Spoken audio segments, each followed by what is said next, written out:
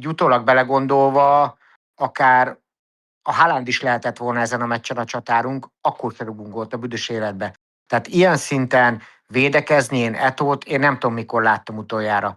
Tehát most még a VB-n is ugye vannak ezek a idézőjeles kis csapatok, úgymond, játszanak a nagy sztárok ellen, hát még ők is támadnak. És mi felálltunk olyan szintű bunkerbe, hogyha most egy megye 3-as csapattal játszottunk volna, szerintem az nem áll be így ellenünk védekezni.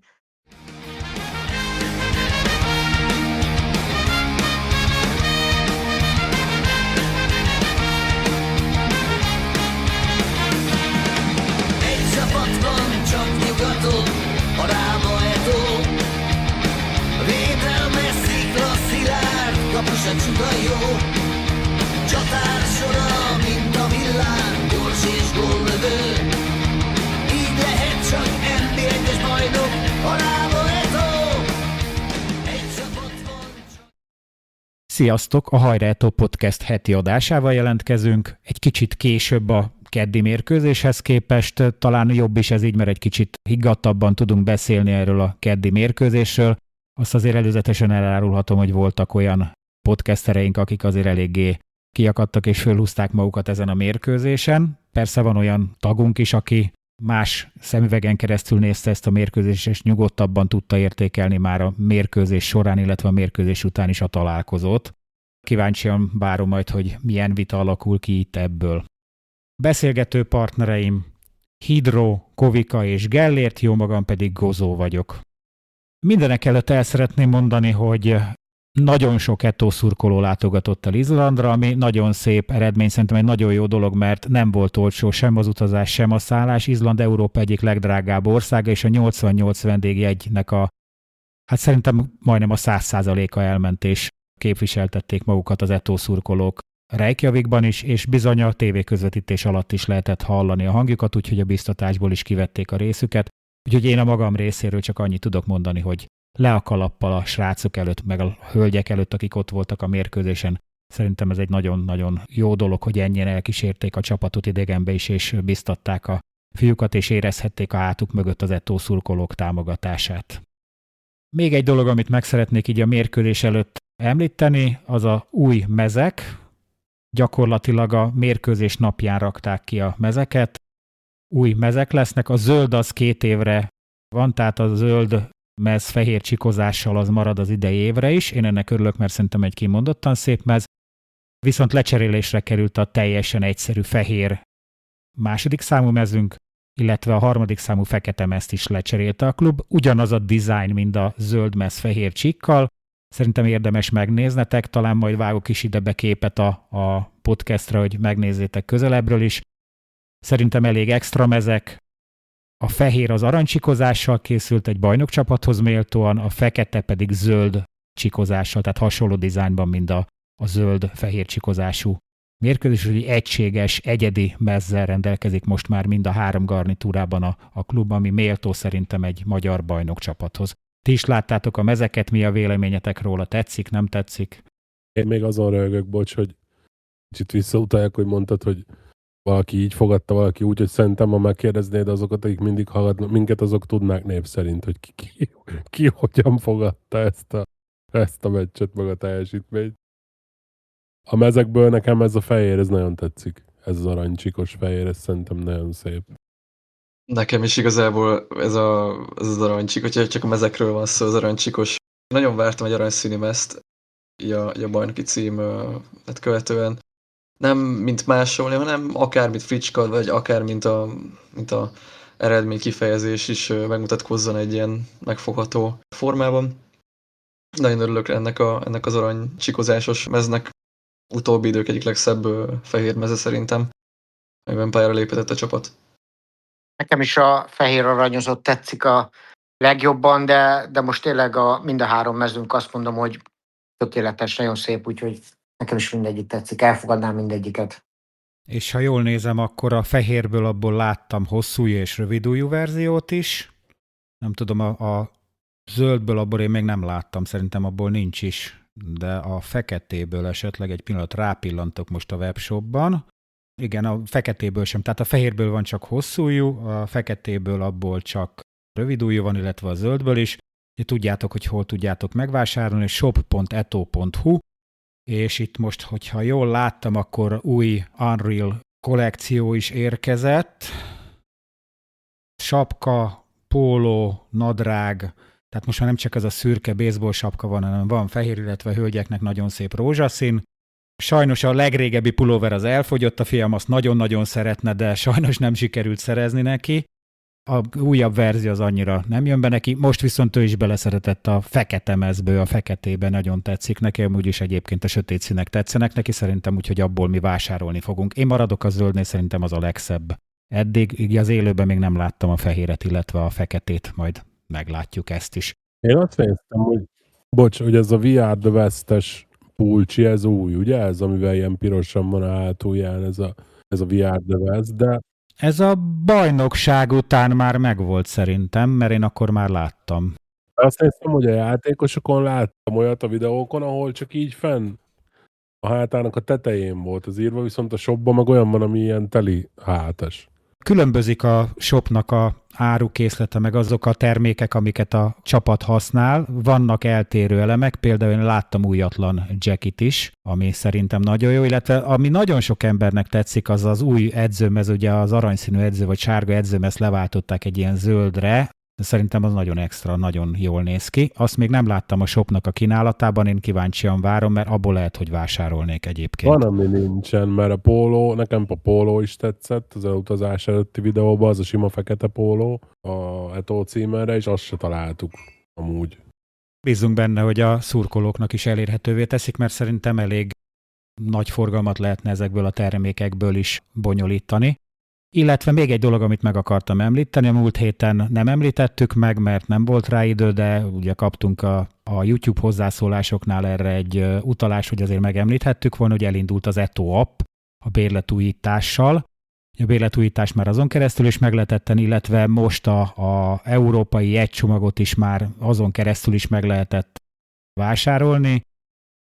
Természetesen a pénztárban is. Nagyon jó dolog, hogy ez az Eto app végre valóra vált, és tudjuk használni. Ugye beszélt erről Havas Máté a vele készült interjúban, és hát valóra is vált akkor ez a dolog. Szerintem nagy lehetőség van ebben az appban, és nagyon sok mindenre lehet majd használni. Remélem, hogy a klub is ebben gondolkodik. Mi a véleményetek az appról egyébként? Használjátok? Én aktívan igen, amúgy nagyon tetszik maga a dizájnja az applikációnak, látszik, hogy modern, jó külsőt kapott, könnyű kezelési felülettel, nyilván amiről nem igazán lehet maga a kezelési felület szempontjából az a jegymester része, egy kicsit fájó, hogy még mindig ragaszkodunk hozzá, de hát minden ilyenben kell valami buktatónak is lennie végül is, ezen kívül egy nagyon korrekt, nagyon kis kompakt, modern dolog.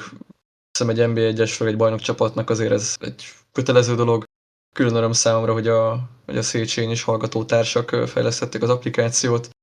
Nyilván más karon vannak, mint jó magam, viszont ettől függetlenül örülök ennek, hogy kicsit kiveszed a részlettel is. Kötődés is. Hát muszájna.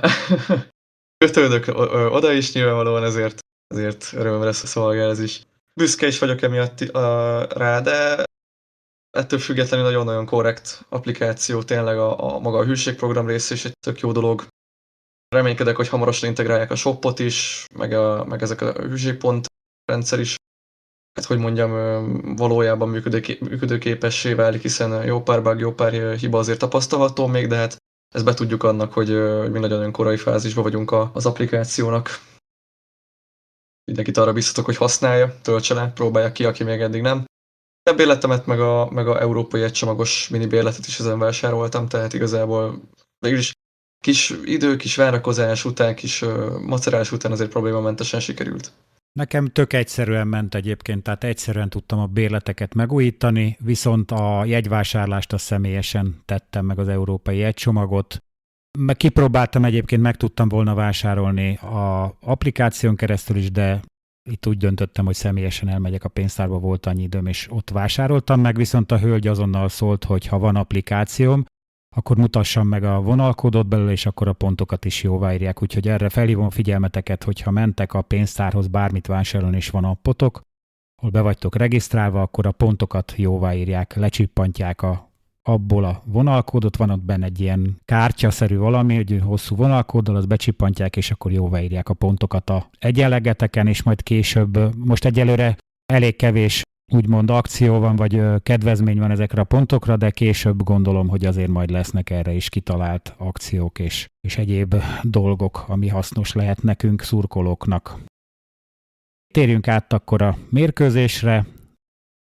Ebből a nagy nyári meregből egész hirtelen kellett átszokni a csapatnak ebbe a 10 fokos izlandi nyárba, idézőjelben mondom a nyárt, mert az izlandiaknak ez nyár, nekünk nem igazán, illetve szeles nap volt a keddi, esett is az eső szinte egész nap, úgyhogy ez a műfüves pályának is hát még hátrányára vált, mert aki már futballozott műfűvön, az száraz állapotban sem egyszerű rajta játszani, főleg, hogyha vizes, akkor meg még inkább.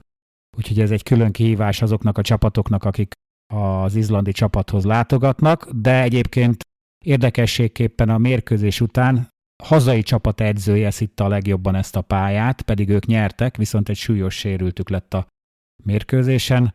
Azt mondta, hogy veszélyes ez a pálya, és nem biztos, hogy ilyen pályán kellene játszaniuk ilyen szintű mérkőzéseket. Biztos, hogy ott is nyár van, mert én döbbenten néztem a tévéközvetítésben, hogy rövid ujjúba üldögeltek, meg mászkáltak ott a szurkolók. A 12 fokba. A máshoz vannak szokva. Az biztos, északi emberek.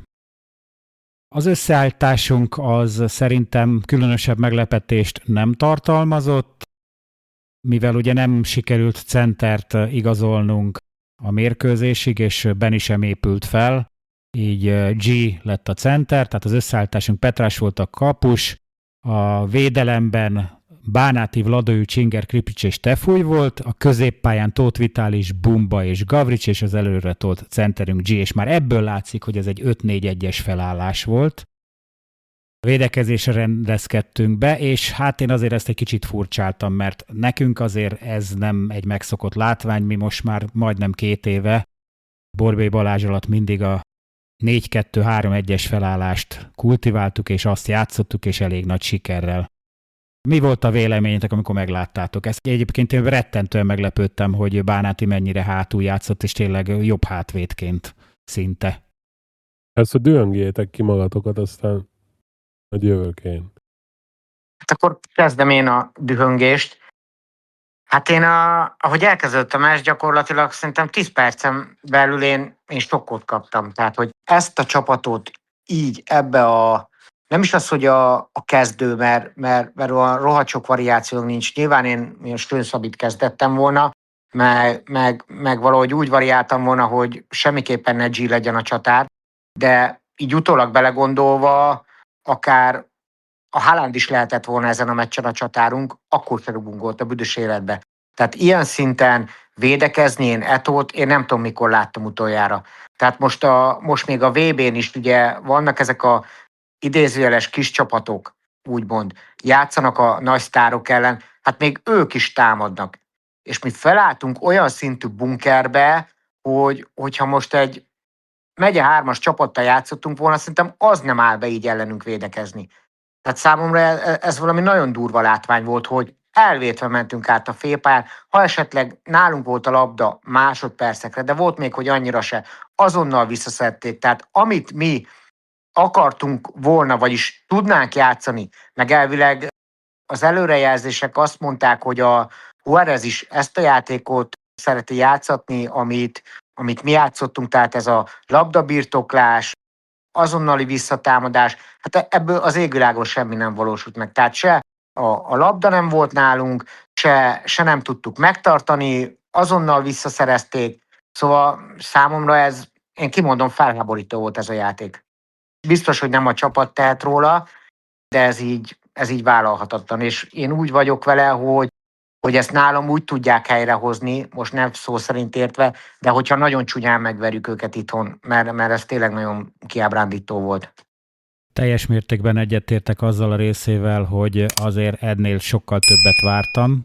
Nem az eredményben, hanem a játékban, és való igaz, hogy nagyon látszott, hogy le voltak szabályozva a fiúk. Tehát taktikai fegyelem megvolt, Nem arról volt szó, hogy nem az történik a pályán, amit az edző akar, egyszerűen így lettünk fölküldve. Az, hogy miért, annak van több oka is, ugye majd kitérünk Efrain Juárez nyilatkozatára. Ő azt mondta, hogy ez a műfű, egy lendületben lévő ellenfél, a szeles időjárás, ez mind-mind arra ösztökélte, hogy a biztos játékot játszunk, de szerintem ez nagyon túl volt biztosítva. És ráadásul én úgy gondolom, hogy a játék képe alapján még szerencsések is vagyunk, hogy csak 1-0-ra kaptunk ki ezek után. Tehát nem látok én abba akkora kockázatot, hogyha mondjuk egy alacsonyabb szerkezetű támadósorral játszunk, és mondjuk G kikerül a jobb szélre, és fölküldik esetleg a helyére, mint egy árnyékéket Bumbát, vagy esetleg Schön is kezdhetett volna. Nem tudom, hogy ő milyen állapotban van, valószínű, hogy azért nem is kezdett egyébként, de lehet, hogy egy fél időt esetleg bírt volna kezdőként. Tehát én mindenképpen azt gondolom, hogy ez egy elhibázott fölállás volt. Az, hogy ez végzetes hiba volt, vagy nem, az majd a keddi mérkőzésen kiderült, tehát van 90 percünk javítani, és én úgy gondolom, hogy jobb csapat vagyunk, és meg is tudjuk oldani ezt, de gyökeres változás kell a játékba ehhez, az biztos. Meg a szemléletbe is. Én úgy gondolom, hogy ez egy amit láttunk a játék, a szemlélet, egyetlen amit mutatott a pályán a csapat, az egy okozat. Ez egy okozat, és a ok pedig az, hogy ahogy már mondtátok, valószínűleg túlféltette, vagy féltette a csapatot egy nagyobb verességtől az edző.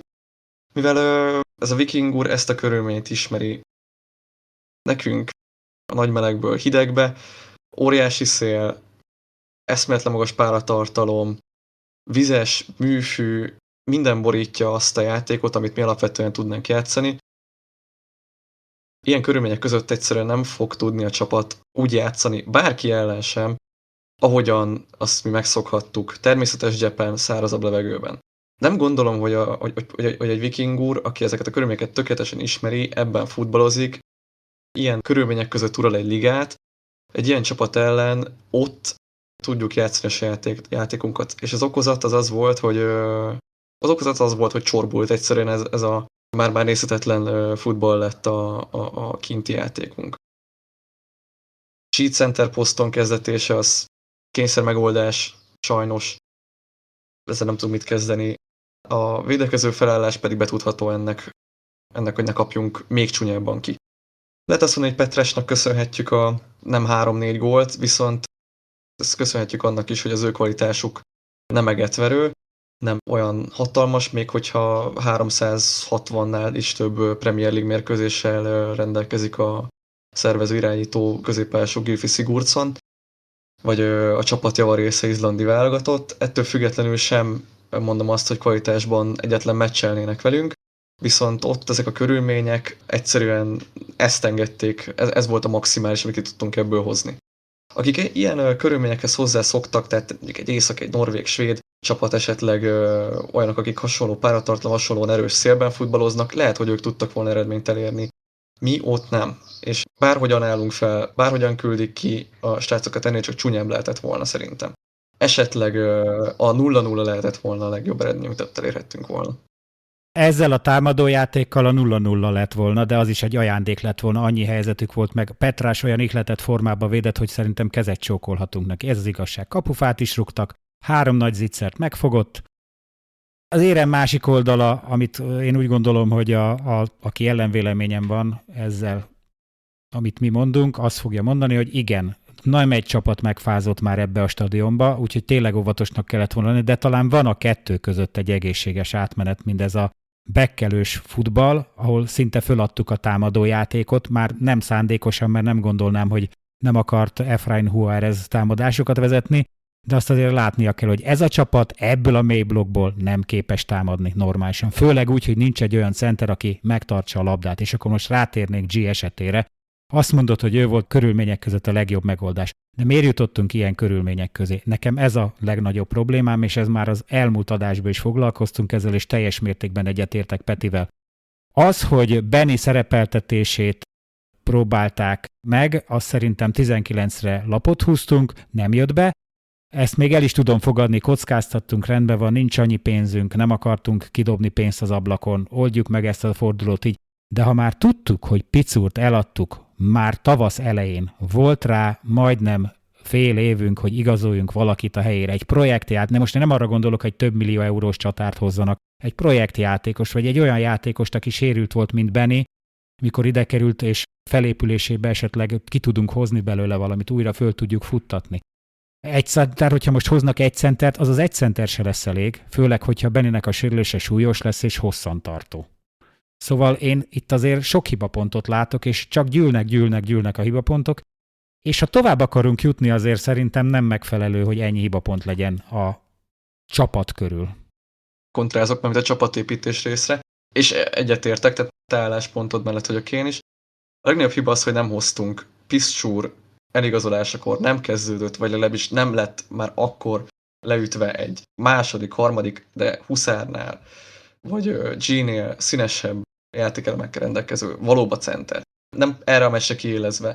Összességében Bambueli mögé kell valaki, aki nagyjából tud olyat hozni, mint Piszcsúr. Jó, nyilván nem játékelemekre gondolok, vagy nem fizikai adottságokra gondolok, mint Piszcsúr, hanem tud annyi gólt mondjuk nagyjából, tehát annyi gól ráírható a számlájára, így előzetesen körülbelül, mint Piszcsúrnak.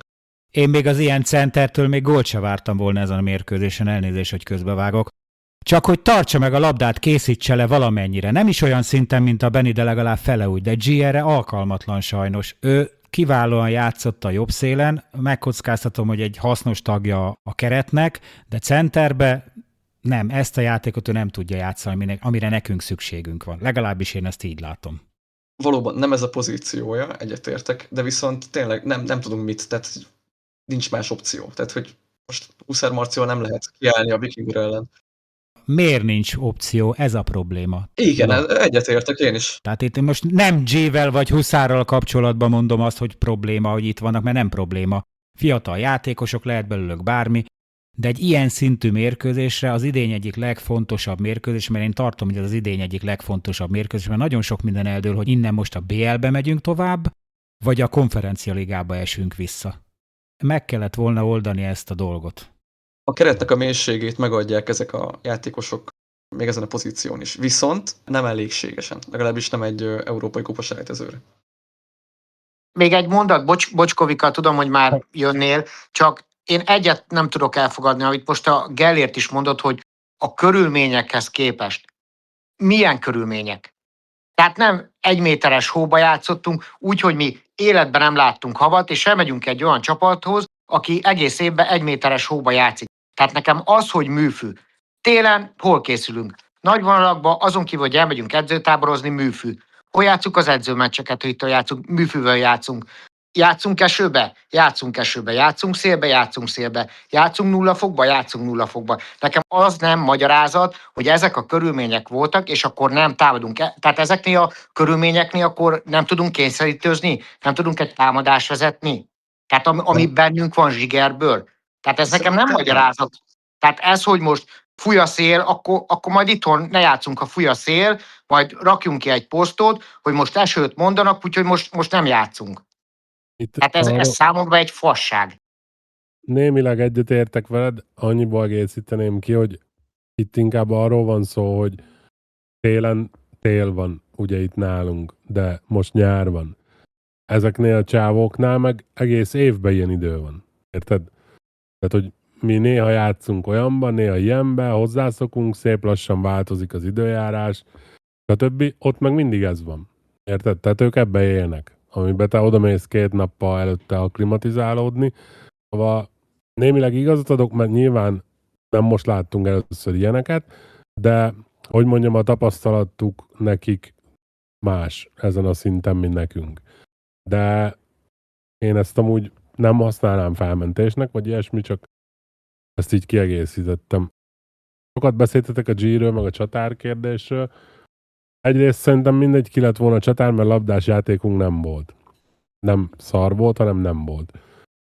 Úgyhogy teljesen fasz mindegy, hogy kit állítottál volna oda előre. Ez az én véleményem. A másik, hogy miért nincs csatár. Na azt viszont én olyan szempontból el tudom fogadni, hogy azért itt olyan borulás volt a nyáron, ami lehet már unalmas, meg lehet rá mondani, hogy jó, persze, mindent meg kell oldani, stb. Hát azért nem tudom. Azért ez nem egy mindennapi helyzet, ami itt történt. Ugye személyi cserék, stb. 1 hónapig sportigazgató se volt. Most oké, hogy Beszéltük, hogy a Steven is dolgozott ezeken a dolgokon, de nyilván nem tudjuk, hogy mi van a háttérben, stb. Nem hiszem, hogy csak úgy dobálhatunk ki pénzt, hogy jó, de most muszáj egy csatár, úgyhogy valakit hozzatok. Szóval én inkább nyugodtabb leszek, hogyha majd hoznak egy olyat, aki jó lesz. Az, hogy ez az év legfontosabb meccse, nem tudom, hogy hosszú távon gondolkodva biztos, hogy a legfontosabb meccse, biztos, hogy nagyon fontos meccs. De hogy mindent alá kellene rendelni, hát azt mindenki döntse el maga, én nem vagyok benne biztos.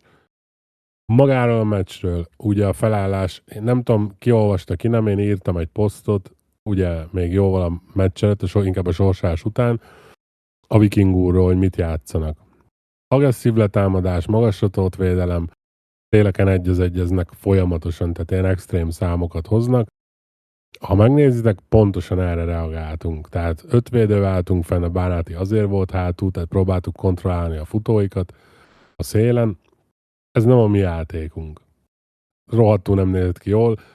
Ismertek, 100-szor elmondtam már, hogy mit szeretek, meg milyen focit, tudjátok, hogy ezt gyűlölöm a legjobban. Ezt a reaktív, mert most reaktívak voltunk, tehát nem voltunk proaktívak. Egyáltalán védekező csapatként is lehetsz valamennyire proaktív, mi teljesen reaktívak voltunk, labdás játékunk nem létezett. De nagyon szarul nézett ki ez az egész. Viszont a másik oldala, én végig gondoltam, hogy vajon miért nézett ez így ki, és miért történt ez. Én azt gondolom, hogy sok mindent elmondtatok, igen, ezt mind végig gondolta a stáb, az edző. Azért, ha itt megnézitek, ez a csapat mondjuk az utolsó 10 nemzetközi meccsén otthon elverte a Brüst, a Panathinaikoszt, a Brøndbyt, de ilyen 3 gólokat rúgva ezeknek a csapatoknak talán 2-szer nem nyert, azt hiszem, az elmúlt 10 meccséből. Plusz ugye ott vannak ezek a úgymond más körülmények, most mindegy, hogy ezt mennyire veszed számításba. Meg van egy olyan dolog is, ami nem biztos, hogy pozitív, de én ezt érzem egyelőre, hogy még ez az edző nem bízik ebbe a csapatba annyira, amennyire kéne, amit valamilyen szempontból nem értek, mert ugye nem egy olyan csapathoz jött, ahol mondjuk megbukott az edző a szar eredmények miatt. Hanem ő egy, nem is idézőjelbe, de egy kurva jól működő csapathoz jött, ahonnan elment az edző. Nem azért, mert kirúgták, hanem mert úgy döntött. Szóval ez a bizalom, ez lehetne egy kicsit több szerintem a részéről, de azt gondolom, hogy ebben mindenképpen benne van az, hogy ez még nem maximális ez a bizalom. Az, hogy ő jól döntötte ezzel a játékkal, szerintünk nyilván nem, mert azt gondoljuk, hogy ez a csapat tud focizni, az soha nem fog kiderülni, hogy mi lett volna, ha mást játszunk kint, viszont azt megmondom, hogy a visszavágó nagyon sok mindenre választ fog adni, nem csak erre a párharcra értve, hanem amúgy is. Szóval én nagyon kíváncsian várom, hogy mi fog változni, mert jó az, ha egy edző reagál, jó az, hogyha pragmatikus, jó az, ha figyelembe veszi az ellenfelt körülményeket, stb., de ez nekünk rohadtul nem állt jól, és nem is lett a vége olyan jó, szerintem. Egy dolgot hadd kérdezzek, Kovika. Mi van akkor, hogyha ugyanezt a játékot fogják erőltetni itt az Eto Parkba is? Akkor is 5-4-1-et fogunk játszani?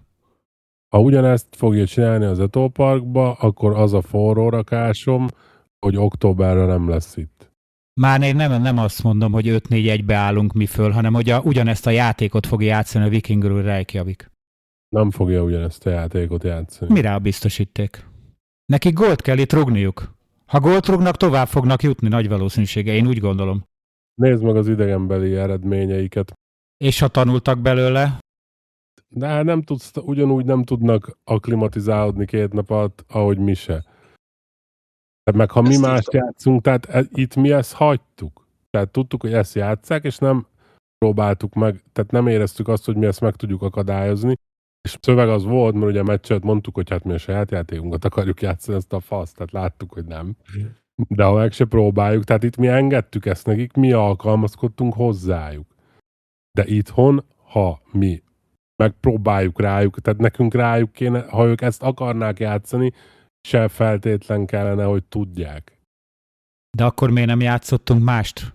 Miért 5-4-1-be játszottunk, és ezért én most kimondom, kurva nagy szerencsénk volt, hogy csak 1-0-ra kaptunk ki, mert nem jól játszottuk ez az 5-4-1-et, mert nem vagyunk rá alkalmasak. Mert ez nem a mi játékunk, persze. Akkor nem edzőhiba volt? semmi másnak nem köszönhető az 1-0-ás eredmény, mint a kurva nagy szerencséknek, meg Samuel Petrásnak. Ez az igazság. Hát figyelj, most az, hogy edzőiba én nehezen jelentek ki ilyesmit, tudod, innen a szobámból, mert én nem vagyok edző, azt látom, hogy mi történt, azt el tudom mondani, tudok következtetéseket levonni, hogy ő mit gondolt, és mit szeretett volna, értem, hogy mit szeretett volna, és láttam, hogy kurvára nem működött. Szóval ezt tudom elmondani, de a logikát mögötte, meg az edzőnek a gondolatait, azt gondolom abból, amit láttam, hogy értem. Na, akkor végre valamiben egyetértünk, hogy nem működött. Mert nem működött. Persze, hogy nem. Hát el is mondtam kétszer, közben még beszéltem, hogy nagyon nem nézett ki jól. Az más kérdés, hogy nagyon nem néz ki jó, meg mágén más kérdés, hogy nem is működik. Ja, nálam az kb. Ugyanaz. Én azt nem értem, hogy mi az, hogy nem bízik a csapatban. Tehát ő akkor vakon jött ide? Mert hogyha ő tudja, hogy ez a csapat mire képes, látta, hogy mi a mi játékunk, nyilván nem vakon jött ide, akkor ilyet nem jelenthetünk ki, hogy ő azt gondolja, hogy még nem bízik a csapatba. Ez a csapat letett az asztalra nem is keveset. Ezt mondtam én, igen. De ennek ellenére pont ebből, tehát most ezt úgy értsd, én nem, nincs nálam a bölcsekköve, én a saját véleményemet mondom. Én az alapján, amit te elmondtál, ha végig gondolod, van egy csapat, amelyik bajnok lesz, tehát nem 11. lett, vagy 9. és kirúgták az edzőt, és odamész edzőnek, hanem egy olyan csapathoz mész edzőnek, amelyik bajnok lett. Ott az összes játékosa egy kivételével, és te mégis, mikor elmész idegenbe, ezt a focit veszed elő, akkor neked ez azt mutatja, hogy bízik a csapatba? Nem tudom, hogy... Hát én ezt csak logikai alapon közelítem meg, hogyha ha oda megyek egy ilyen csapathoz, amit tudok, hogy milyen előélete van, milyen fejlődésen ment keresztül, mit tud focizni, mert nyilván tudja, hát nem egy nyeretlen 2 éves a Pali, és oda megyek, és mégis ezek az információk, amiket elmondtam, mert nyilván ők is felmérték ezt a Viking úrt, és látták, hogy mik az erősségei, stb. És ezek alapján úgy dönt, hogy oké, akkor én föladom a saját focimat, és akkor én próbálok meg alkalmazkodni hozzájuk, akkor nekem ez azt jelenti, hogy nem bízik teljesen még benne. Nem kell, hogy ez igaz legyen, de nekem ez jön le ebből. Igazad van, Kovika, én is ezt látom egyébként, hogy nincs meg a bizalom. Egyébként a bölcsekköve nálam sincsen meg egyikünknél sem. Ez pontosan azért egy podcast, egy véleményműsor, hogy mindegyikünk elmondja a saját véleményét. De az nem jelenti azt, hogy bármelyikünknek is megfelebezhetetlen igazsága birtokában lenne. Én úgy gondolom, hogy van igazság abban, amit mondasz, meg abban is van igazság, amit mi mondunk. Majd a keddi mérkőzés tényleg sok mindenről dönteni fog. Én kíváncsian várom azt a találkozót, de ez nagyon nem nézett jól ki ez a meccs. Ezt te is mondtad. És főleg úgy, hogy ez a csapat, hát látszik, hogy mármint a Viking úr, nem tudnak focizni. Tehát én nekem elverhették a Panathinaikoszt, leszarom milyen eredményeik voltak. Én csak abból indulok ki, amit most láttam. Gyakorlatilag 10 beadásukból 9, hogyha ezt itt játszottuk volna a kempingpályán, akkor az állatkertben a zsiráf fogja meg a beadásukat. Tehát ők betanulták ezt, hogy akkor megyünk, darálunk, de hogy focizni nem tudnak, az 1000% biztos. Ja, de nem is kell nekik focizni tudni. A saját játékokat játszották.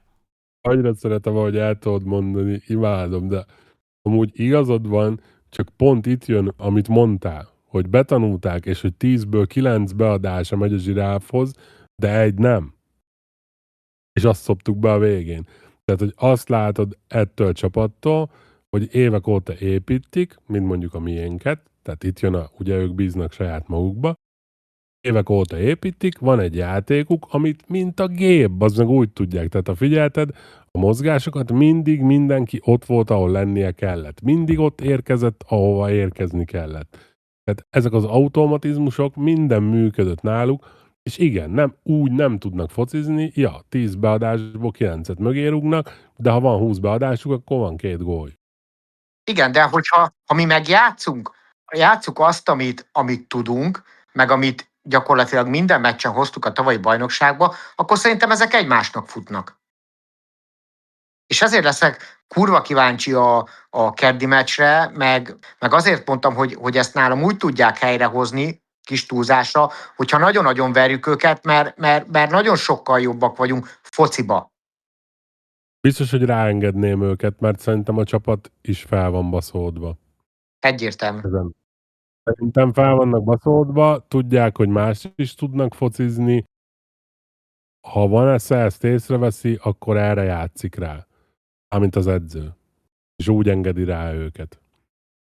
Na, annyiban vitatkoznék veled, Kobika, hogy nem 10-ből 9, hanem 10-ből 8, mert egy kapufát is fejeltek, tehát akkor 2 pontos beadás volt, de ez egyébként teljesen mindegy, mert ők jó iparos emberek, és azt is megkockáztatom, hogy jobb csapat ez, mint tavaly a Pjunyik Jereván, akivel játszottunk. Jó. Ez megkockáztatom. Jobb. Ezek álmukból fölkeltve valóban tudják, hogy mit kell játszani, és azt is megkockáztatom, hogy készültek ránk, mert Stefújt úgy kerülgették meg a mi baloldalunkon, hogy az csúnya volt nézni is. Tehát szerintem ők kifigyelték, hogy mik a gyengeségeink, és meg is próbálták kihasználni. Úgyhogy szerintem egyáltalán nem igaz, hogy ez egy kutyaütő csapat lenne. Nem pörgetik a fülükön a labdát, mert nem képesek rá, meg valóban nem, hogyha 5 helyzetük van, akkor abból nem rúgnak 3 gólt, de egyet biztos rúgnak. 5-ből 1-et rúgtak. Hát ja, a második félidőben azért volt egy 3-4 nagy helyzetük. Hát az elsőben is volt azért 2 nagy helyzetük, a hozzáadod, akkor voltak a 11-es gyanús szituációk, ami annak ellenére, hogy volt VAR, hát nekem nagyon gyanús volt, hogy 11-es volt mind a 2. Hát Amúgy biztos, hogy volt VAR. Én ezen agyaltam, mert ott mindig mondta a speaker, hogy így a VAR, úgy a VAR, de sose írták ki, meg nem mutattak semmit. Megnéztem az UEFA honlapján, volt VAR asszisztens és VAR játékvezető. Tehát direkt megnéztem az UEFA honlapján. Ja, mert ezen agyaltam közben. Úgyhogy készültem az adásra. Szóval nem volt ez egy egyszerű mérkőzés. Egyébként meg nagyon kemények voltak, mert 3 játékosunk is véresen hagyta el a játékteret. Vitunak az óra vérzett, szerintem Vladojunak a keze, Csingernek is véres volt a meze. A Csingernek én nem tudom milyen vérzet, az tiszta vér volt az egész meze. Úgyhogy igazi viking harcosokkal álltunk szembe. És nem lesz egyszerűbb egyébként a hazai mérkőzése, majd kitérünk a hazai meccsre, de én úgy gondolom, hogy az se lesz sokkal egyszerűbb. Nagyon nagyot kell javulnunk. Gyökeresen más hozzáállás kell. Szerintem beszéljünk akkor a játékosok teljesítményéről. Ki volt a legjobb? Vagy ki volt az, akit jóra értékeltetek a csapatból? Sok nevet nem fogunk tudni mondani, de szerintem abba, hogy ki volt a legjobb, abba viszont mindannyian együtt fogunk érteni. Hát 3 tudok mondani, aki nálam felelő teljesítmény nyújtott, az a Petrás, a Csinger, meg a Rajmi. Szerintem nem lehet vele vitatkozni ebben. Tehát ez egyértelmű. Én is így gondolom, hogy ez a 3 név. Nekem sorrendben inkább úgy lenne, hogy Petrás, Rajmi és Csinger. Szerintem Rajmi egész jól játszott, viszont Petrás az extra klasszis módra védett. Ott még a gól előtt is egy akkorát védett, de utána ugye beesett a kapuba, és már... A Csinger ott is megtett mindent, mert szétrúgta a gyereknek a fejét.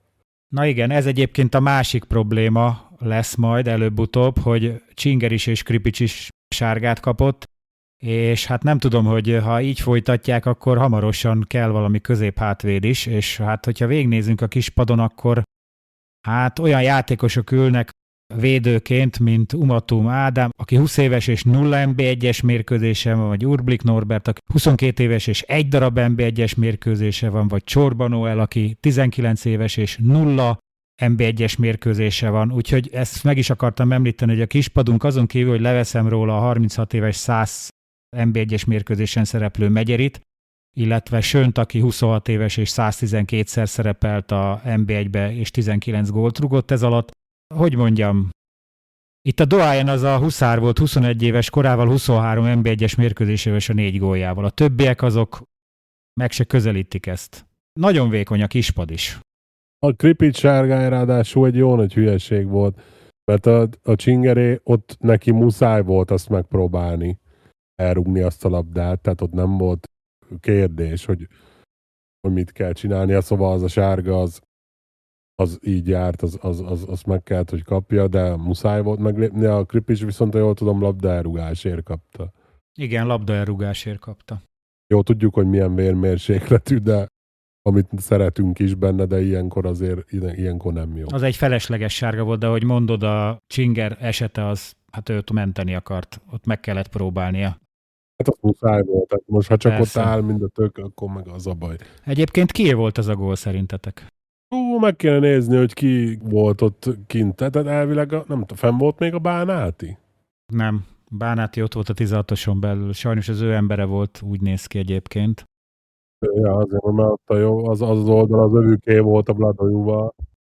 Igen, mire eszmét. A Vladojunak is, meg ki volt még ott középen? Igen, talán a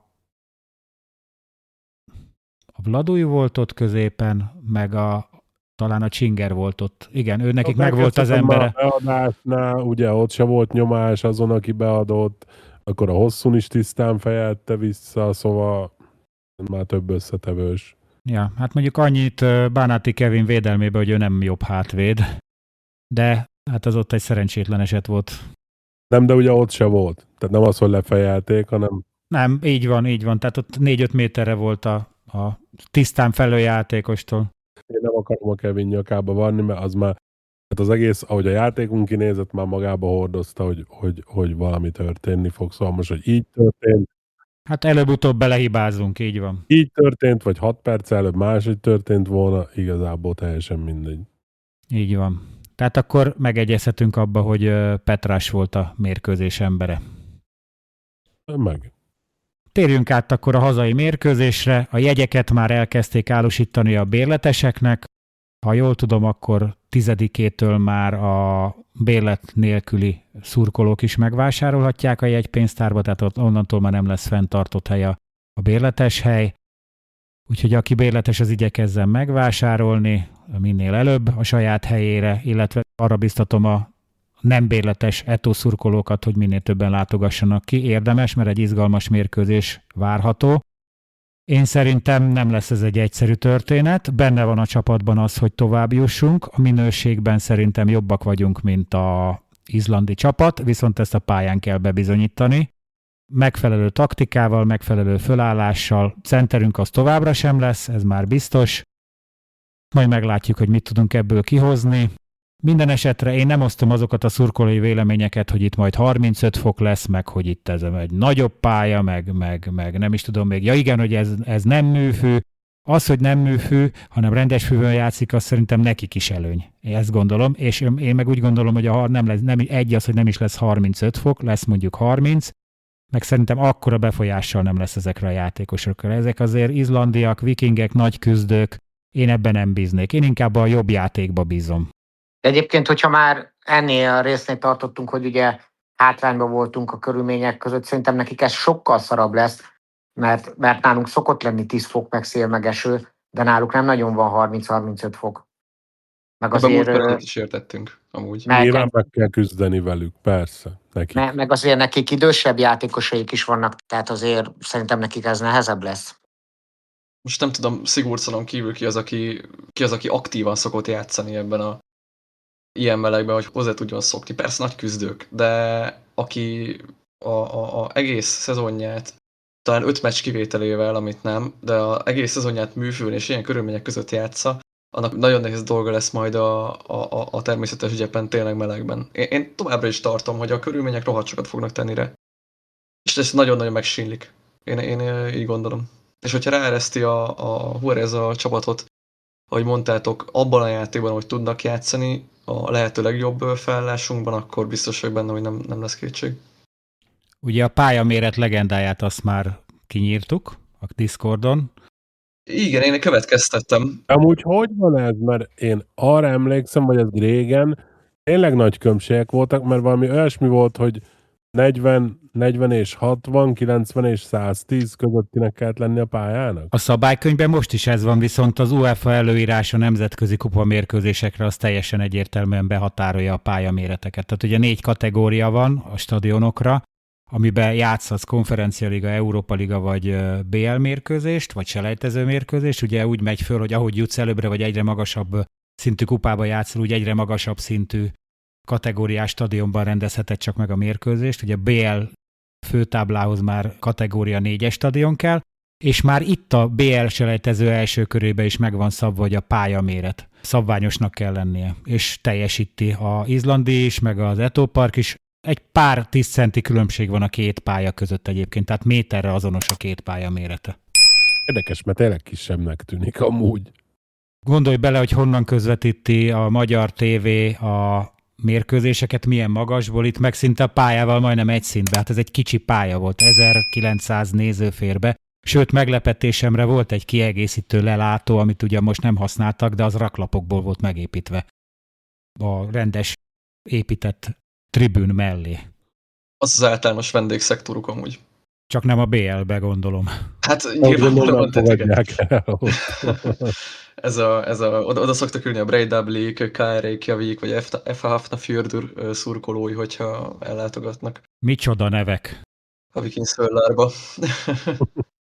Jó, azért mondjátok el a véleményeteket erről a hazai meccsről, hogy mit vártok, hogyan kéne játszanunk. Én igazából ismételni tudom magamat, hogy előbb elmondtam, tényleg rájuk kell menni.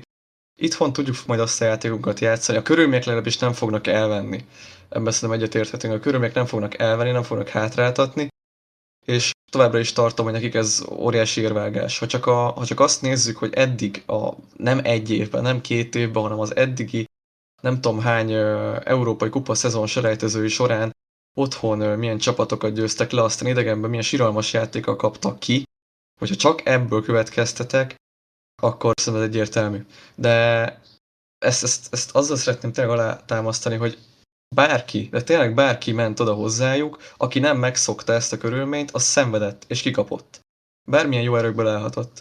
És aztán amint elmentek a sokkal melegebb, sokkal szárazabb közegbe, ott már olyan hátrányban voltak csak a saját játékuk játszásával, vagy azzal, hogy betömörültek, mert mind a kettőt játszották korábban, de bármit próbáltak játszani, semmi sem ment nekik. Nem hazai, vagy nem olyan körülmények között, ahol ők alapvetően szoktak játszani. Voltam a Vikingur Götával, a Feröeri, akkor talán másodikkal egy talán konferenciás selejtezők, nem tudom pontosan. Ott tudtak, illetve a koszovói Maliseva vendégeként tudtak eredményt elérni. A Maliseva szerintem nem egy nagy kihívás, nem akarok leszólítani senkit, de nem hiszem, hogy nagy kihívás lenne. Tényleg ez a kettő olyan, ahol tudtak valós jó eredményt elérni, illetve a Lech Poznan ellen úgy, hogy végigvédekezték a mérkőzést. De ott is 4-1-jel búcsúztak végül is. Tehát úgy, hogy ugyanúgy 1-0-ra nyerték az egy meccsüket.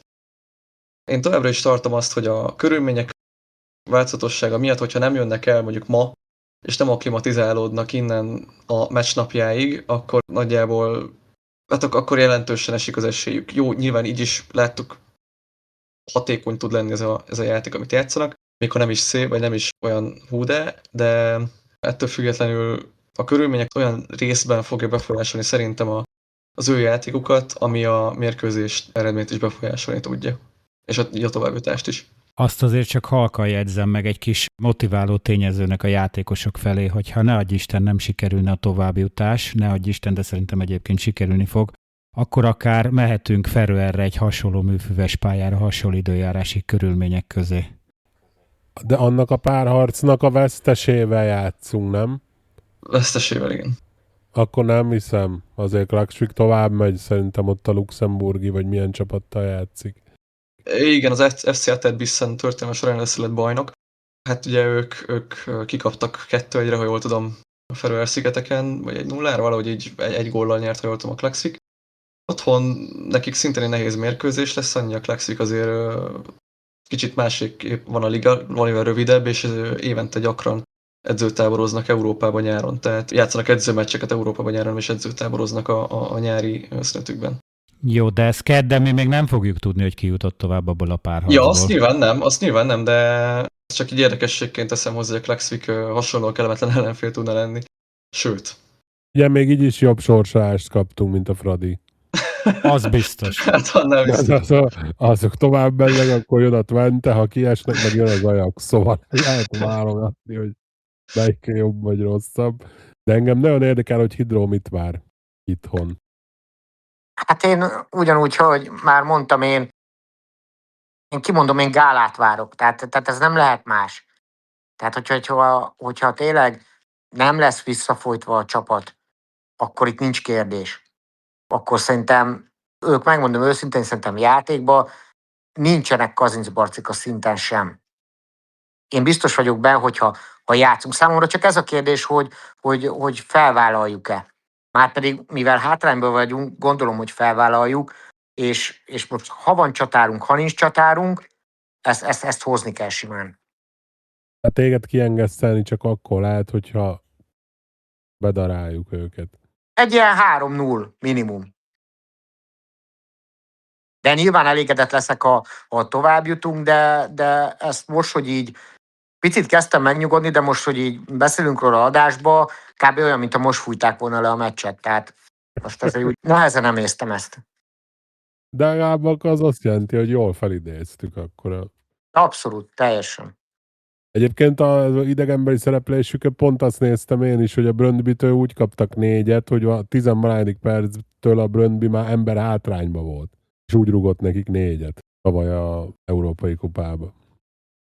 Sok választásunk nincs amúgy, tehát nyilván hátrányba vagyunk, tehát nekünk kell menni, úgyhogy én is ezt várom, meg amit mondtam is, hogy szerintem ha van érzéke, már pedig kell, hogy legyen, akkor érzi azt, hogy a csapatban van egy tüske most. Azt ki kell használni. Ami még esetleg egy pici plusz lehet náluk korábbiakhoz képest, hogy ők nagyon sokszor vannak ebben. Hogy otthon nyernek, általában 1-2 gólokkal, vagy számukra kedvező eredményt érnek el valamilyen mértékben, és idegenben már úgy mennek, hogy ők vezetnek, viszont továbbra sem ők a reális esélyes továbbjutásnak. Hogyha ebből tényleg 6-8 év, nem tudom hányszor kerültek ilyen helyzetbe, és estek is ki, ha ebből tanulnak, vagy valami tanulságot tudnak magukkal vinni, amit tudnak itt kamatoztatni, esetleg ennyi lehet az ő számlájukra írható. Egyébként azt el kell mondani, hogy a kapusuk az sérült, tehát már eleve a tartalék kapus védett a kinti mérkőzésen, illetve a mérkőzésen súlyos sérülés szenvedett Omarsson, aki 14 meccsen 12 gólos az izlandi bajnokságban, úgyhogy ez egy elég nagy érvágás, és a edzői nyilatkozatok során a Viking Úr edzője fel is hozta ezt, hogy mennyire elavult és rossz minőségű műfüves pályán kénytelenek játszani, holott a Viking Úr az első számú képviselője az izlandi labdarúgásnak. Éppen ezért botrányos, hogy ilyen veszélyes talajon kell játszaniuk. Elfogadhatatlan a felszereltség itt, mondta. Nehéz visszavágóra számít, az egygólos előnyt könnyű elveszíteni, óvatosnak kell lennünk, nem szabad 90 percen át védekezni, meg kell próbálnunk tartani a labdát, agresszívan kell támadnunk, amikor lehetőség nyílik erre. Ti mit gondoltok? Nekik esnétek egyből a kezdősipszó után, vagy óvatosan játszanátok? Hidro mondta, hogy ő nekik esne természetesen, de Gellért és Kovika. Én egyébként igen, neki esnék, de nem vagyok benne 100% biztos, hogy nekik fogunk esni. Azt azért nem gondolom. Nyilván mi fogunk kezdeményezni, de az, hogy rájuk rúgjuk az ajtót, azt azért én se gondolom. Azt nem is muszáj, de legyünk azok, akik vagyunk. De egyébként egy-két mondatra érdemes amúgy arra kitérni, hogy amikor a Mátéval beszélgettünk, és mondta, hogy hozta például az MB2-t példának, hogy ott is, hogy miért nem lehet máshogy focizni, stb. Hogy nézzétek meg, itt van ez az izlandi csapat, ha rájuk néztek, jó, mi utánuk néztünk, meg mindenben velük játszunk, de amúgy mit tudom én, van 4 milliós transfermarkt értékük, egy pici ország, milyen pálya, stb. És akkor ott egy fiatal edző, és milyen fasz a focit összeraknak. Nem? És akkor nézed tényleg az MB2-t, és siralmas. Ez a kivárásos játék, meg ez a legyen mindenki 1,90, és akkor daráljuk egymást. Tessék, csak akarni kell. Össze lehet rakni egy normális focit bárhol. Ők a saját körülményeikből azt hiszem maximumot hozzák ki, amúgy ezzel visszaigazolva arra, amit mondasz. Lehet tényleg a kapu mögé rúgdálják a beadások minden, de látod, letámadnak, szervezettek, modern felfogásba játszanak, tehát Igen, abszolút. Akarni kell. Ahogy mondod, az akarat, meg a tényleg nem a megszokott, kicsit forrabontó volt a alapizlandi focihoz képest az, amit ez a csapat épít. Még annyit hozzátennék a keretükhöz, hogy a kapusuk második mérkőzésén lépett elünk pályára, először volt kezdő a Kristinsson, rutinos kapus amúgy. Omarsson helyett valószínűleg Nikolaj Hansen a gólszerzőjük fog játszani, és szintén kevésbé kellemes rutinos Dán center, illetve hát azt hiszem sérült vagy beteg, egyik belső védők, Torkelson játszott ugye alapvetően kezdőként ellenünk, viszont Wout már a Feröeri válogatott alapember belső védője. Nem is volt keretben, nem találtam arról információt, hogy ő miért nem volt. Így is azért Torkelson jó volt. Azt bírom amúgy, hogy úgy beszélünk róla, mint amit a Van Dijkról beszélünk. A Feröeri válogatott meghatározó játékosra. Ha már idéztük az izlandi edzőt, akkor megpróbálhatjuk a mexikói edzőnket idézni, ami nem lesz egyszerű dolog, mert a klubunk honlapján, illetve a magyar sajtóban nagyon sokáig nem jelent meg semmilyen nyilatkozat a mérkőzésről az mexikói edzőtől. A klub honlapján a mai időpontig se, tehát ezt az adást csütörtökön este vesszük föl. A Csak Foci egy izlandi oldalt idézve tudta a edzőnket megszólaltatni. Mégpedig idézném, tudtuk, hogy nehéz mérkőzés vár ránk, a Vikingur az elmúlt években számos európai kupameccset nyert meg hazai pályán, a körülmények sem voltak könnyűek, műfőn erős szélben kellett játszanunk, csak a mérkőzés utolsó támadásánál veszítettük el a koncentrációnkat, és abból kaptuk a gólt. Mi mindig győzni akarunk, de a hazai visszavágón javulnunk kell labdabirtoklásban. Az már egy teljesen más mérkőzés lesz. Tisztában voltunk vele, hogy ellenfelünk már 12 bajnoki mérkőzésen van túl, miközben mi még csak most kezdtük el a felkészülést. Ezek között a körülmények között nehéz volt sokat birtokolni a labdát. Tudtuk, hogy a Vikingur szeret dominálni, ezért az volt a tervünk, hogy kontrákból veszélyeztessünk. Az első félidő végén volt is egy nagy lehetőségünk. Senki sem szeret veszíteni, de a hazai visszavágon a saját szurkolóink előtt kiharcolhatjuk a továbbjutást. Tehát de mindez benne van, amit mondtunk, hogy az időjárás, a műfő, meg a ellenfél taktikája, és ezért játszottunk így. Mit gondoltok az edzőnk nyilatkozatáról? Legalább nem beszélt félre.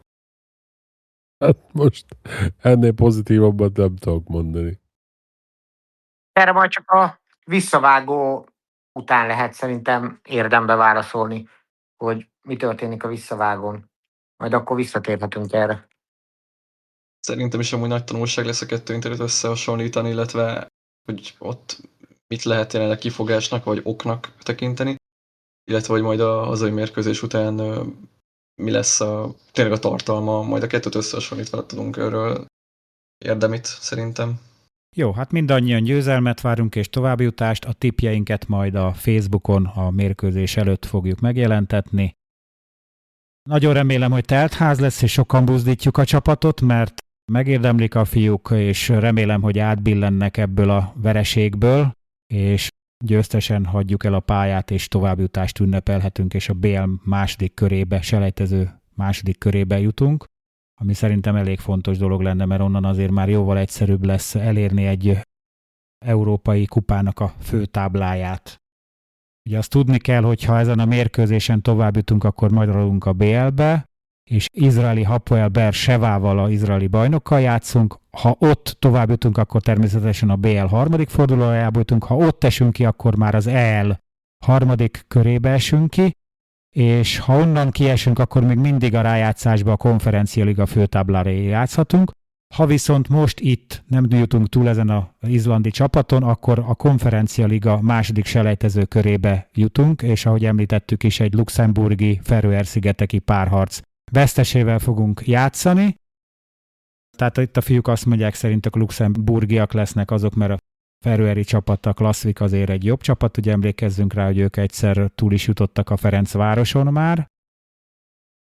Úgyhogy szerintem fontos mérkőzés vár ránk, és ezért biztatok mindenkit arra, hogy jöjjön ki a találkozóra kedd este 7 órakor, és buzdítsa a fiúkat.